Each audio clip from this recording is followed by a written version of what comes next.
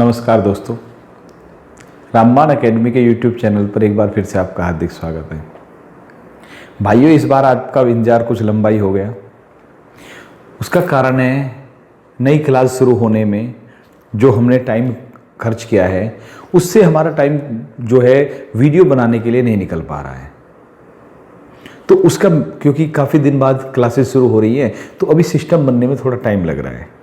अभी कुछ दिन और रहेगा, लेकिन हम अपनी तरफ से, मैंने आपसे वादा किया था कि अपनी तरफ से ज़्यादा कोशिश करेंगे आपके सामने वीडियो लाने की। तो आज मैं एक वीडियो लाया हूँ, छोटी ही वीडियो है, कंप्यूटर की वीडियो ले रहे हैं। याद रखना, मैंने आपसे कह रखा है कि मैं करंट अफेयर्स की वीडियो भी आपके सामने लाएंगे, लेकिन टाइम मेंटेन नहीं हो पा रहा हमसे। अभी टाइम का जो मैनेजमेंट है वो ढंग से नहीं हो पा रहा है। ठीक है, जैसे ही एक बार नॉर्मल वे में आ जाए, क्लासेस नॉर्मल चलने लगे, तो टाइम अपने आप निकलना शुरू हो जाएगा।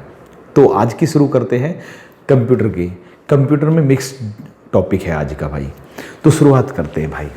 तो पहले बात करते हैं, देखिए जैसे मैंने कहा कि मिक्स, कंप्यूटर में मिक्स होगा, तो उस पर आते हैं। तो सबसे पहला जो महत्वपूर्ण सवाल है कि कंप्यूटर साक्षरता दिवस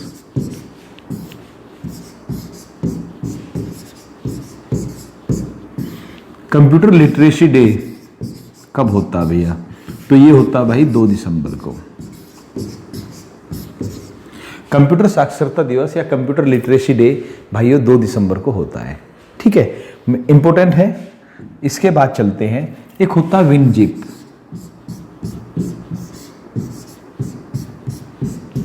विनजिप क्या होता है? एक होता है विनजिप। तो ये जो होता है विनजिप, तो जनरली जिप जो होता है वो कंप्रेस्ड चीज को दिखाता है। तो ये है फाइल कंप्रेस्ड प्रोग्राम। विनजिप क्या होता है? File compressed program.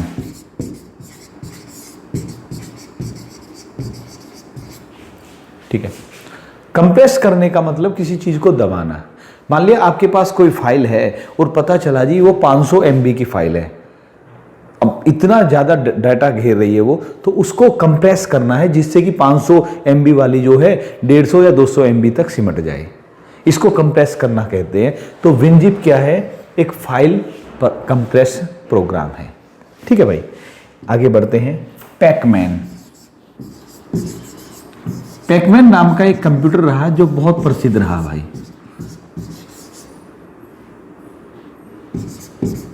ठीक है, पैकमैन नाम का कंप्यूटर क्या था ये किससे संबंधित था? पैकमैन एक कंप्यूटर का नाम है। ये किससे संबंधित था?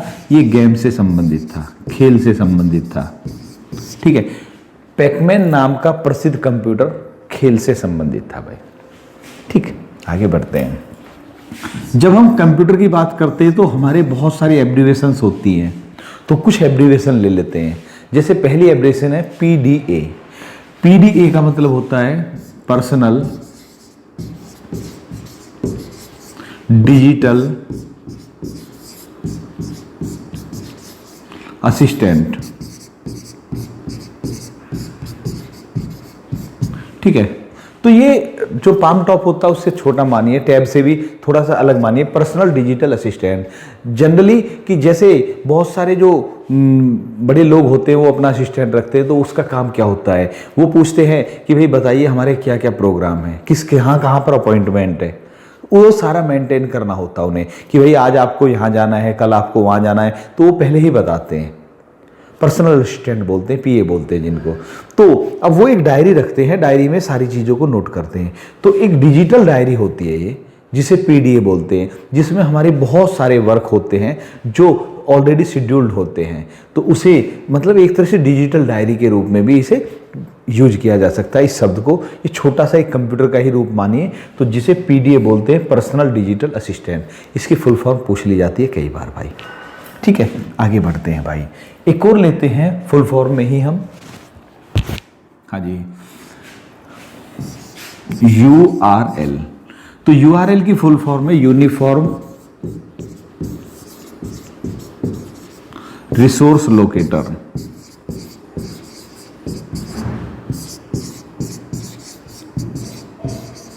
Uniform resource locator. ठीक है, अगर आप किसी मतलब वेबसाइट को खोलना चाहते हैं, एक पर्टिकुलर वेबसाइट को, अगर आपके पास उसका यूआरएल पता है तो आप डायरेक्ट उसी वेबसाइट को खोल सकते हैं। यानी वेबसाइट का जो कंप्लीट एड्रेस होता है वो यूआरएल कहलाता है भाइयों। ठीक है, यूआरएल की फुल फॉर्म बहुत पूछी जाती है, यूनिफॉर्म रिसोर्स लोकेटर इसकी फुल फॉर्म होती है भाई। इसके बाद आ जाते हैं, देखिए कई बार हम पढ़ते हैं ईमेल, कई बार हम पढ़ते हैं e commerce, email, e commerce और बहुत सारी चीजें आती हैं। तो जो ईमेल या ई कॉमर्स में ई है, तो ई का मतलब क्या होता है? ई का मतलब होता है इलेक्ट्रॉनिक। ई का मतलब क्या भैया? इलेक्ट्रॉनिक होता है।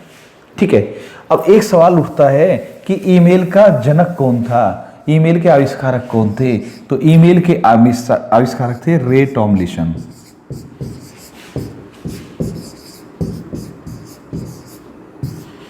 रे टॉमलिंसन ईमेल के आविष्कारक माने जाते हैं भाई। ठीक है, अब देखिए भाई एक चीज और आती है। देखिए कई बार हम कंप्यूटर पर या लैपटॉप पर कुछ फाइल बनाते हैं, कुछ फोल्डर्स बनाते हैं। तो अब हमारी एक फाइल है, मान लिया वो हम कभी कभार यूज करते हैं, तो वो कहीं पड़ी रहे हो कोई फर्क नहीं पड़ता। लेकिन एक फाइल ऐसी है जिसको हम बार बार यूज करना चाहते हैं। तो मान लिया हमारा ये लैपटॉप है जिसकी ये स्क्रीन है, तो हम स्क्रीन पर यहाँ पर उसी फाइल को यहीं पर डाल देंगे, जिसे हम कहते हैं डेस्कटॉप पर डालना। ठीक है, स्क्रीन का मतलब होता है डेस्कटॉप, बोलते हैं कि इस फाइल को हम डेस्कटॉप पर डालना चाहते हैं, डायरेक्ट आइए इसको क्लिक करिए फाइल खुल जाएगी। तो जब हम किसी फाइल को या फोल्डर को डेस्कटॉप पर दिखाते हैं तो इस वाले जो सिंबल बनता है या ये वाला जो ग्राफ बनता है, इसको क्या बोलते हैं? इसको बोलते हैं शॉर्टकट आइकन।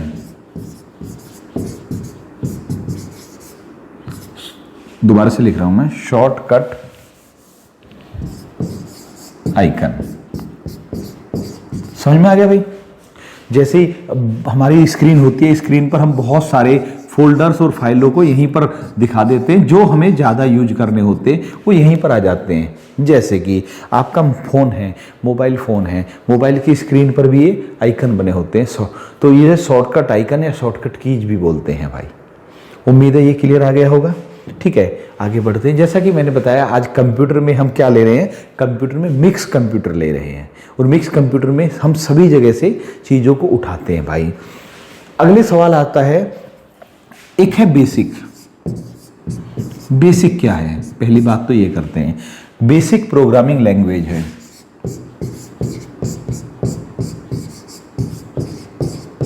प्रोग्रामिंग भाषा है, कंप्यूटर की प्रोग्रामिंग भाषा है बेसिक। ठीक है, अब दूसरी बात आती है, बेसिक की फुल फॉर्म क्या है? बी का मतलब है बिगिनर्स,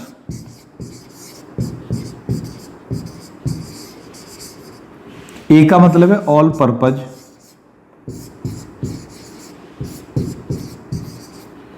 एस का मतलब है सिंबॉलिक, आई का मतलब है इंटरफेस,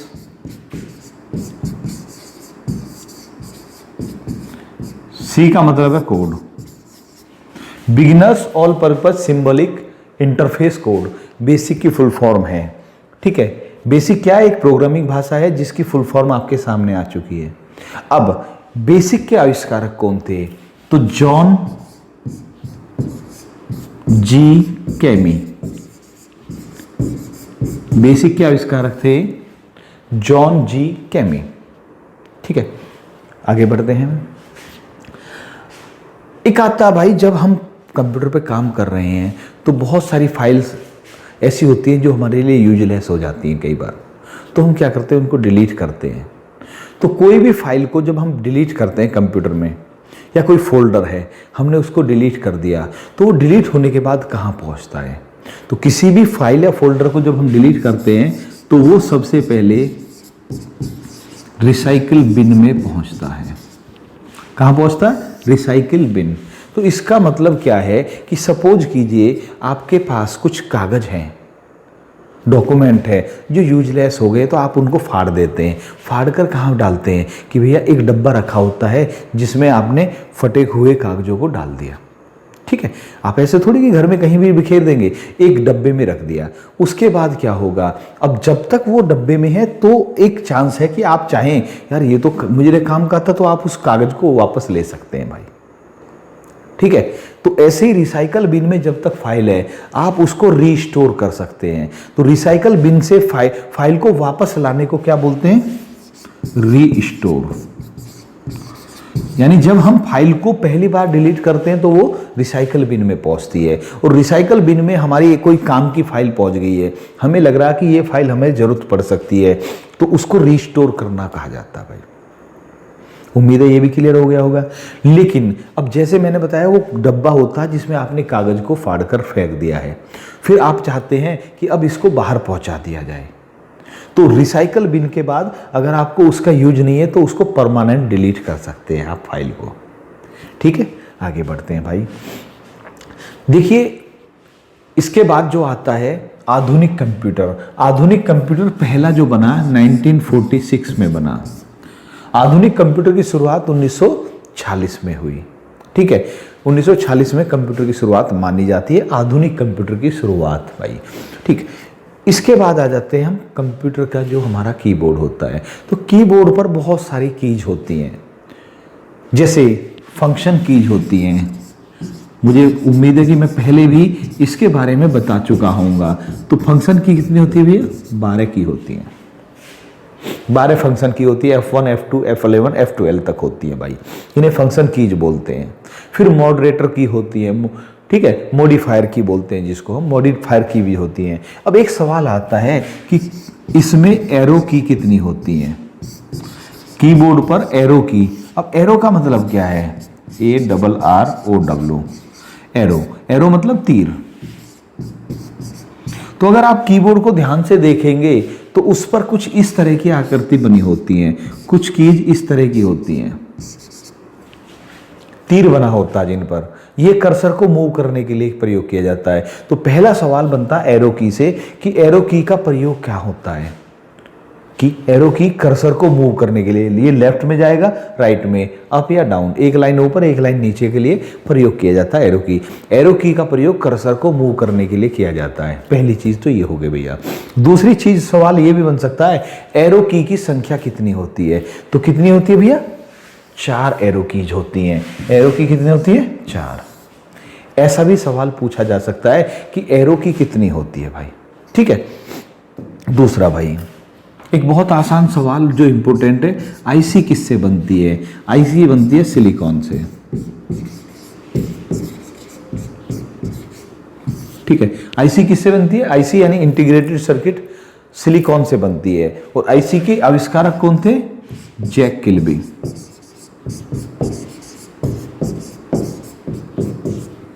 आईसी किससे बनती है, सिलिकॉन से, और आईसी के आविष्कारक थे जैक किल्बी भाई।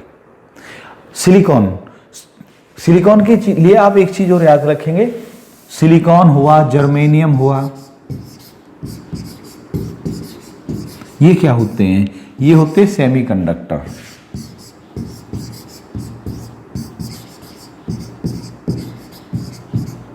ठीक है, सिलिकॉन, जर्मेनियम आदि ये क्या होते हैं, सेमीकंडक्टर होते हैं भाइयों।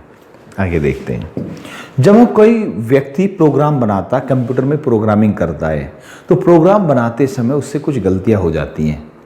तो प्रोग्राम बनाते समय होने वाली गलतियों को बोलते हैं बग। प्रोग्राम में या डाटा एंट्री में होने वाली त्रुटि, डाटा एंट्री में होने वाली त्रुटि, त्रुटि यानी होने वाली गलती को क्या बोलते हैं भैया, बग बोलते हैं। ठीक है, अब कई बार हमने कोई बहुत बड़ा काम किया और उसमें 1-2 बग आ गए, 1-2 गलती आ गई, तो अब उनको ढूंढना पड़ेगा। तो जो ढूंढने की प्रक्रिया होती है, बग को ढूंढकर दूर करना डीबगिंग कहलाता है। डाटा एंट्री में होने वाली त्रुटि क्या, बग है, और उस बग को दूर करना क्या कहलाता है भैया, डीबगिंग कहलाता है। ठीक है, इसके बाद एक बहुत अच्छा सवाल बनता है कंप्यूटर में कि जैसे कोई कंप्यूटर है और वो ऑफ है। अब हमने क्या किया, पावर ऑन किया। पावर का स्विच जैसे ही ऑन करेंगे तो कंप्यूटर में फिर हम जो यूपीएस होता है उसका स्विच ऑन करेंगे। पहले पावर से किया, फिर यूपीएस से किया, तो यूपीएस से ही मान लेते हैं पावर ऑन करने पर। तो कंप्यूटर तैयार होने में 1-2 मिनट का समय लेता है। 1-2 मिनट तक वो प्रोसेसिंग करता रहता है। उसके बाद कंप्यूटर तैयार होता है, उस पर आप काम करना शुरू कर सकते हैं। ऐसा कभी नहीं होता कि आपने पावर ऑन किया तुरंत काम पर लग गए। 1 या 2 मिनट इंतजार करना पड़ता, वेट करना पड़ता है। तो ये जो प्रोसेस होता है 1-2 मिनट का, इसको कंप्यूटर की भाषा में क्या बोलते हैं? इसको बोलते हैं बूटिंग होना। जब कंप्यूटर को पहली बार हम ऑन करते, स्विच ऑन कर रहे हैं, तो स्विच ऑन करने के बाद एक प्रोसेस चलता है जिसे कहते हैं बूटिंग। बूटिंग का मतलब क्या होता है? ये कंप्यूटर अपने को कार्य करने लायक बना रहा है। कंप्यूटर जब अपने को कार्य करने लायक बनाता है तो इसे क्या बोलते हैं? बूटिंग बोलते हैं भाई। ठीक है, अब इससे मिलता जुलता एक नाम है फॉर्मेटिंग। बूटिंग और फॉर्मेटिंग में अंतर क्या है? बूटिंग है कंप्यूटर का काम करने लायक बनाना, लेकिन फॉर्मेटिंग क्या होता है? मान लिया आपके पास एक सीडी है या डीवीडी है या एक फ्लॉपी डिस्क है, तो पहली बार आपने नया लिया है उसमें, अब उसमें आपको डाटा स्टोर करना है।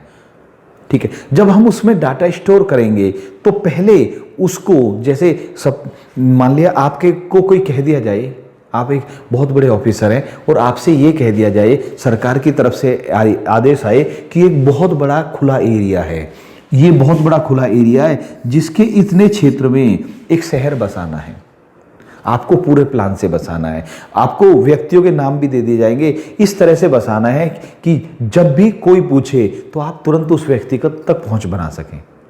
तो आप क्या करेंगे? बहुत बड़ा शहर है तो इसके क्या बनाएंगे? सेक्टर बनाएंगे। आपने ये इसके सेक्टर बना दिए, 10, 15, 20 सेक्टरों में बांट लेंगे, क्योंकि पूरे शहर में किसी को ढूंढना बहुत दिक्कत करेगा। सेक्टर के अंदर फिर गलियां बनाएंगे आप। ठीक है, अलग अलग गली बना देंगे आप सेक्टर के अंदर, गली नंबर 1, गली नंबर 2, गली नंबर 3, इस तरह से बनाएंगे। फिर गलियों में मकान नंबर बनाएंगे, तो फिर किसी का भी एक पर्टिकुलर एड्रेस हो जाएगा कि सेक्टर C है, गली नंबर 5 है, मकान नंबर 23 है, तो आप डायरेक्ट उस तक पहुंच जाएंगे। तो आपने क्या किया? खुले स्थान को पहले सेक्टर में बांटा, फिर गलियों में बांटा, फिर मकान नंबर में बांटा, ऐसे ही किया आपने। तो ऐसे में ही जो हमारी मेमोरी होती है, चाहे वो फ्लॉपी है, चाहे सीडी है, चाहे डीवीडी है, उसका बहुत बड़ा स्टोरेज होता है। तो पहले उसको क्या करते हैं? ट्रैक और सेक्टर में बांटते हैं, ट्रैक तथा सेक्टर में बांटते हैं। अब ट्रैक और सेक्टर बांटने का मतलब है एक तरह से सेक्टर, गली और मकान नंबर में बना देना। ठीक है, तो ट्रैक और सेक्टर में जब बांट देते हैं तो उससे एक एड्रेस तैयार हो जाते हैं, उस इतने बड़ी लोकेशन पर एड्रेस तैयार हो जाते हैं। इस प्रक्रिया को किसी भी सीडी वगैरह को या फ्लॉपी डिस्क को ट्रैक और सेक्टर में बांटना क्या कहलाता है? फॉर्मेटिंग कहलाता है। तो फॉर्मेटिंग और बूटिंग समझ में आ गया भाई। बूटिंग है कंप्यूटर को तैयार करना, और यहाँ पर ट्रैक और सेक्टर में बांटना फॉर्मेटिंग कहलाता है भाई। उम्मीद है ये आपको क्लियर समझ में आ गया होगा। ठीक है, देखिए जब हम वेबसाइट की बात करते हैं तो वेबसाइट में कई नाम होते हैं। जैसे आजकल कोई भी एक नाम ले लेते हैं, मान लिया हमारा एक नाम है ABCD, मान लिया ABCD नाम की कोई भी एक वेबसाइट बनती है।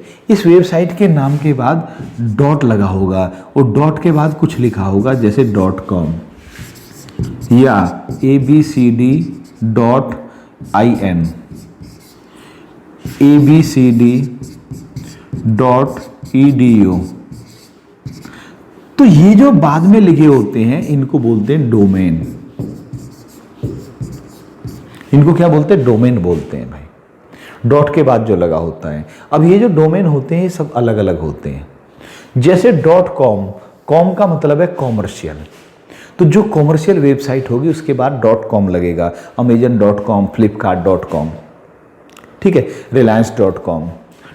.in, इनका मतलब है इंडिया। तो किसी देश का अगर मतलब डोमेन चलता तो वो 2 में चलता है। IN का मतलब इंडिया, UK का मतलब यूनाइटेड किंगडम। ठीक है, इसी तरह से सभी का 2 में बनता है भाई। क्लियर हो गया? EDU एजुकेशन, यानी इससे पता चल रहा है कि ये एजुकेशन से जुड़ी हुई वेबसाइट है। याद रखना कि कुछ देशों के होते हैं, कभी कभी ऐसा भी आता है abcd.edu.in, मतलब ये एजुकेशन से जुड़ी हुई वेबसाइट है और ये इंडिया के अंदर है, ऐसा भी हो सकता है भाई। तो ये जो डॉट के बाद लगते हैं ये डोमेन लगते हैं, और प्रत्येक डोमेन क्या बताता है, एक उसकी वेबसाइट के प्रकार को बताता है, या कौन से देश की वेबसाइट है ये भी बताता है, वो कहाँ से संचालित हो रही है ये भी बताता है भाई। ठीक है, अब देखिए एक और आ जाता है भाई डोमेन के बाद। जब हम वेबसाइट नेम देखते हैं तो कई बार लिखा होता है HTTP, लेकिन कई बार लिखा होता है HTTPS। तो HTTP मुझे उम्मीद है कि सभी जानते होंगे, लेकिन चलो फिर भी लिख देते हैं, hyper text transfer protocol. HTTP hyper text transfer protocol. तो कुछ में HTTP होता है, कुछ में HTTP के बाद S भी लिखा होता है। तो अगर S आ जाए तो हाइपर टेक्स्ट ट्रांसफर प्रोटोकॉल तो रहेगा ही रहेगा, S का मतलब है सिक्योर, यानी ये वेबसाइट सिक्योर है। ठीक है, S का मतलब सिक्योर या सिक्योरिटी से होता है भाई।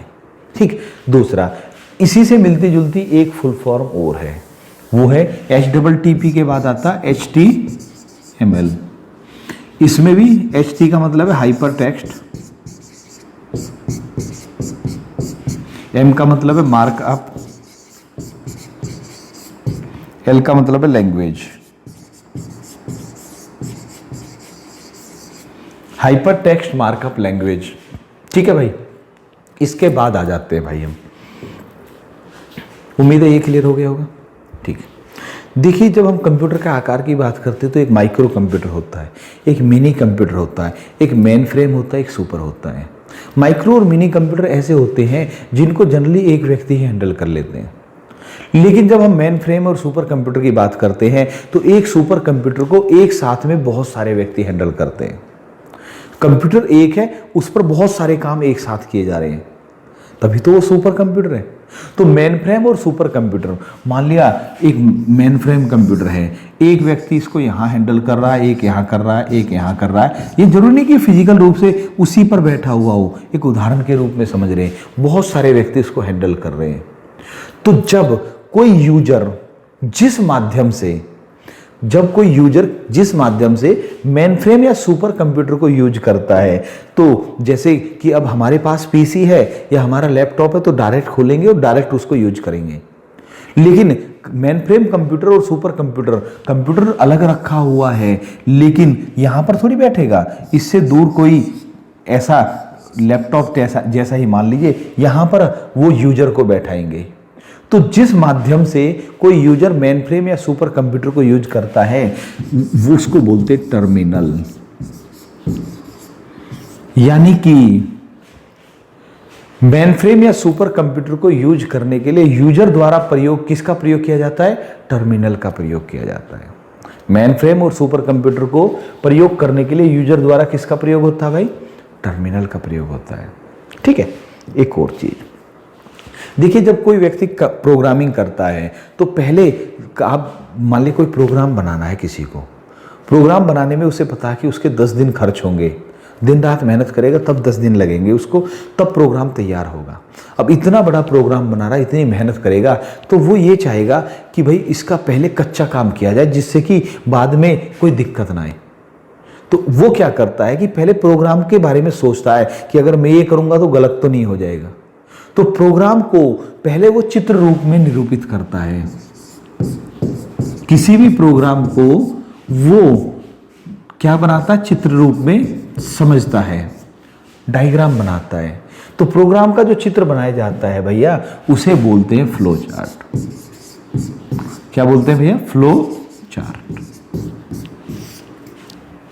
जब कोई प्रोग्रामर प्रोग्राम बनाता है तो उसको पहले समझता है एक चार्ट के माध्यम से, जिसे फ्लो चार्ट कहा जाता है भाई। क्लियर हो गया? दूसरी बात, अब ये जो प्रोग्राम बनाया जाता है तो कुछ प्रोग्राम अच्छे होते हैं जो अच्छे काम को करने के लिए बनाए जाते हैं, लेकिन भैया कुछ प्रोग्राम ऐसे होते हैं कि जो क्या होता है बुरी इंटेंशन से बनाए जाते हैं, जिनको बनाने वाले के दिमाग में कुछ खुराफात होती है। तो जो ऐसे प्रोग्राम बनाए जाते हैं जो किसी को हानि पहुंचाने के लिए बनाए जाते हैं, उन्हें वायरस बोलते हैं। ठीक है, उन्हें क्या बोलते हैं? वायरस। तो वायरस को अगर आपको बताना है तो आप कहेंगे वायरस क्या है? वायरस बैड प्रोग्राम है। वायरस क्या है? बैड प्रोग्राम होता है। वायरस को डिजिटल परजीवी भी कहते हैं भैया।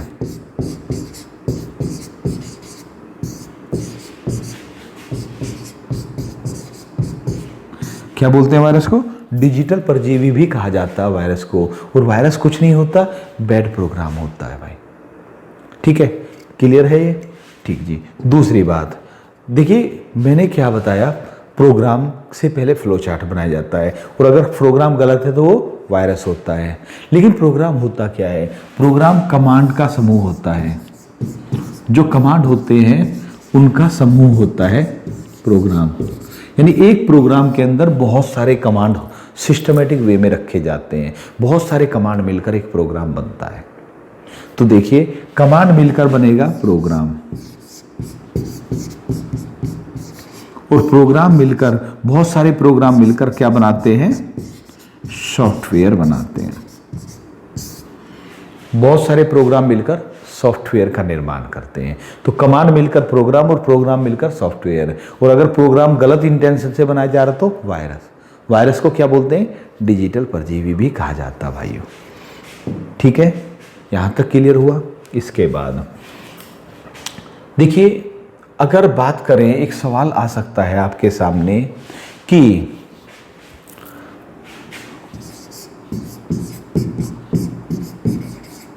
पेट्रोल पंप की मशीन किसका उदाहरण है?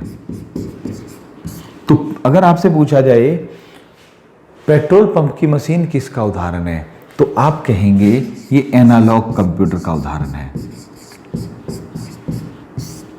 पेट्रोल पंप पर जो मशीन जो पेट्रोल भरने का काम करती है, ये एनालॉग कंप्यूटर का उदाहरण होती है भाई।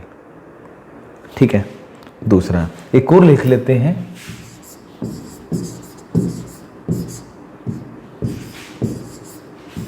Vacuum tube. पहली पीढ़ी के कंप्यूटरों में वैक्यूम ट्यूब का प्रयोग किया गया था। ठीक है, तो पहली पीढ़ी के जो कंप्यूटर थे उनमें वैक्यूम ट्यूब का प्रयोग किया गया था। वैक्यूम ट्यूब के आविष्कारक थे जॉन एम्ब्रोज फ्लेमिंग।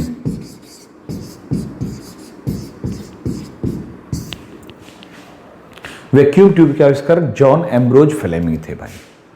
ठीक है, तो वैक्यूम ट्यूब पहली पीढ़ी के कंप्यूटर में हुआ था और इसके आविष्कारक थे जॉन एम्ब्रोज फ्लेमिंग। ठीक है, देखिए भाइयों, आज हमने थोड़ा सा स्पीड भी बढ़ाकर रखी है, क्योंकि हम चाह रहे थे कि कम समय, क्योंकि मुझे मालूम था समय कम ही दे पाएंगे, तो इसलिए हम ज़्यादा से ज़्यादा पॉइंट आपके सामने क्लियर कर रहे थे। तो आज हमने कंप्यूटर का मिक्स लिया। मैं फिर से आश्वस्त करता हूं कि जितना भी टाइम होगा, ज़्यादा से ज़्यादा मैं कोशिश करूंगा कि आपके सामने वीडियो लाई जाए। हाँ देखिए, अभी आपको मेरा चेहरा देखकर भी अंदाज़ा हो गया होगा थकान कितनी हावी है। पूरा दिन पढ़ाते हैं तो उसके बाद दोबारा वीडियो रिकॉर्ड करने की संभावना बहुत कम हो जाती है। कोशिश कर रहे हैं वहीं पर जो हमारी ऑफलाइन क्लास है उसको रिकॉर्ड किया जाए थोड़ा बहुत, लेकिन उसमें भी कुछ इश्यूज आ रहे हैं जिस वजह से हम उसको रिकॉर्ड नहीं कर पा रहे हैं। तो अगर वहाँ पर संभव नहीं होगा तो हम एक्स्ट्रा में, हाँ ये पक्का रहेगा कि भाई हम जो ऑफलाइन है उसको पूरा नहीं दे सकते किसी भी कीमत पर। कुछ भी कर ले हम उसको पूरा नहीं दे पाएंगे आपको, लेकिन ये कोशिश करेंगे उसमें से कुछ दे आपको ऑनलाइन प्रोवाइड करा दिया जाए। अगर उसको नहीं करा पा रहे तो हम अलग से आपको वीडियो बनाकर कुछ ना कुछ प्रोवाइड कराने की कोशिश करेंगे अपनी तरफ से। ठीक है भैया, तो आज की वीडियो में इतना ही रखते हैं। आशा करते हैं, उम्मीद रखता हूँ मैं कि भाई जल्दी ही आपसे फिर मुलाकात करेंगे। ये उम्मीद ज़रूर रहे मुझे कि मैं बहुत जल्द आपके सामने दूसरी वीडियो भी लाऊंगा। हो सकता है 1 दिन 2 दिन बाद भी आए, लेकिन कोशिश जल्दी से जल्दी की रहेगी। तो आज की वीडियो में भैया इतना ही, अगली वीडियो में फिर मिलेंगे। जय हिंद भाइयों।